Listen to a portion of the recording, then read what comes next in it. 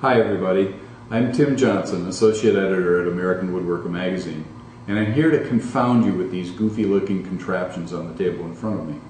They're called Burr puzzles, and in the July issue of American Woodworker Magazine, we have a story about how to make them and assemble them.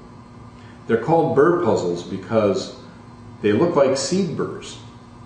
The sort of thing you might get stuck on your pant leg, or in my case, get stuck on my dog's ear. Burr puzzles are made from small pieces of wood that have notches cut in them. And the location of the notches is what determines how the puzzle goes together. Here we have a piece that has a single notch. This piece has the same notch, but it's cut on two adjacent faces. This piece has two notches cut in the same face, side by side. The idea of a Burr puzzle is that by locking the notches together, you create the puzzle. What we've got here are three different puzzles. This is a 3-piece Burr, this is a 6-piece Burr, and this is a 12-piece Burr. These puzzles have been around for centuries, and there are many forms of them. Let's start by talking about the 3-piece Burr. Every Burr puzzle has a piece that is called the key or the pin that locks it together. And in order to take them apart, you need to know what that piece is. So, let's start by taking this puzzle apart. No, there's a better way. The key piece on this puzzle swivels. Once it's rotated, the other two pieces come apart. Now you can see that this puzzle has three unique pieces. One piece has two narrow notches cut side by side on adjacent faces. Another piece has a wide notch that's cut in two adjacent faces. That creates a narrow bridge. The third piece, at first glance, looks identical to the second one, but it's different.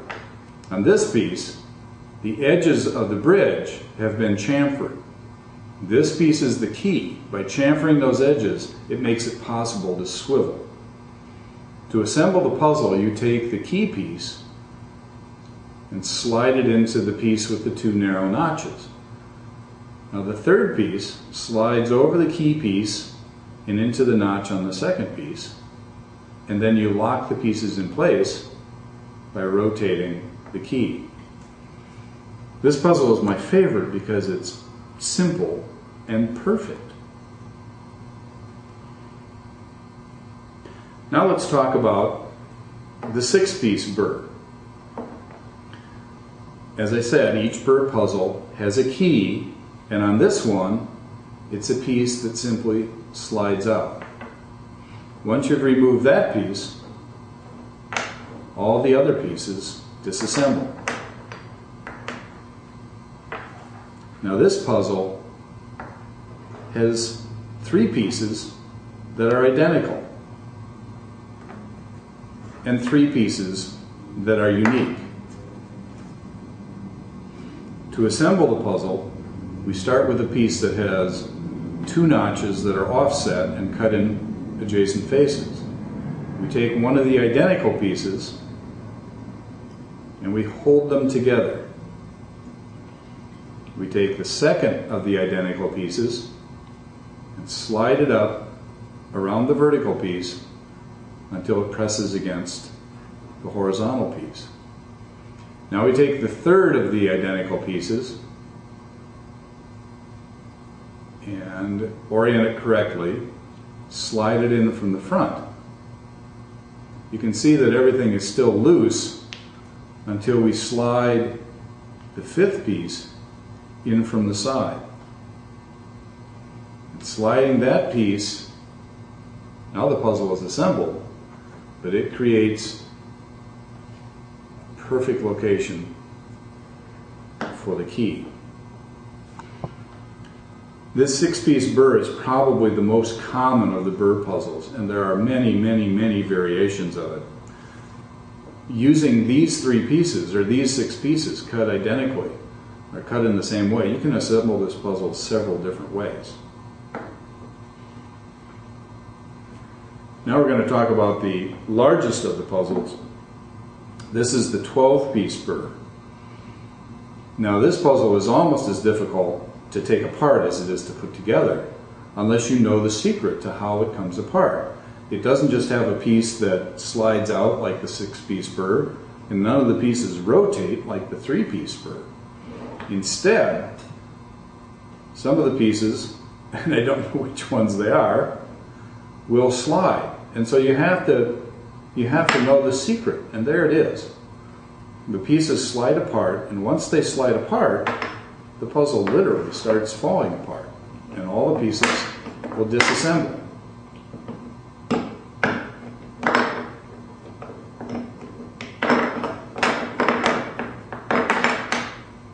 And what makes this puzzle all the more confounding is that every piece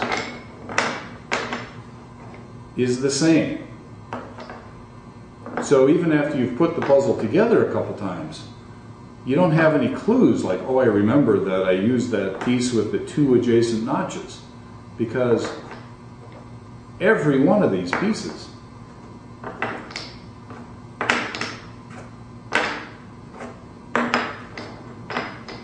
is identical.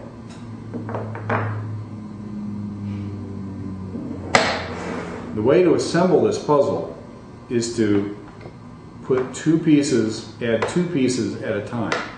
I'm going to divide them into 6 groups. And the key is this little tab that sticks out. You can see that each one of these pieces has a notch cut on one surface and 2 notches cut on the adjacent surface, and they're spaced by the width of the notch on the first surface. That's what creates the tab.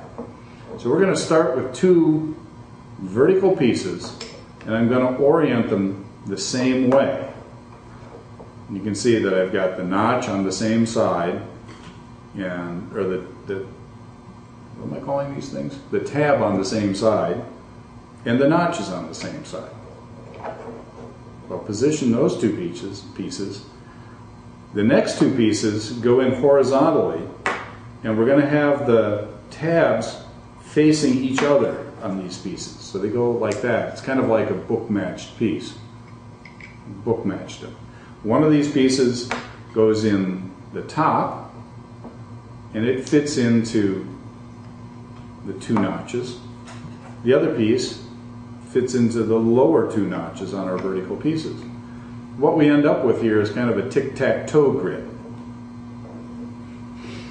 The next 2 pieces go in at 90-degree angles. We're going to slide one in from the side, and the other one, we can't slide it in from the side, so we're going to slide it in from the end and hook it in place. The next 2 pieces go in horizontally, and they're going to fill these two areas. I'm going to orient them so the notch faces down and it's on the inside, just like this.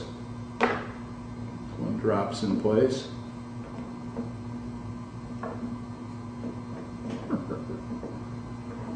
And the same thing is true on the other side. Okay, so now what we have are 2 tic-tac-toe grids at 90-degree angles. In order to put in the next 2 pieces, we have to perform a little magic trick, and that's to slide the 2 pieces apart. We're going to add 2 pieces vertically. They're going to fit in this cavity.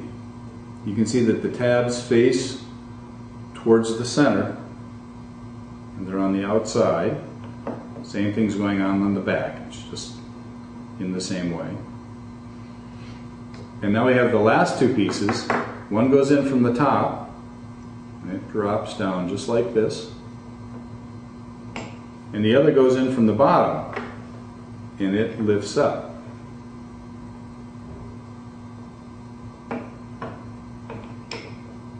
And the last step now is to slide the puzzle back together. This is a little bit tricky because you got to get all of those joints to align.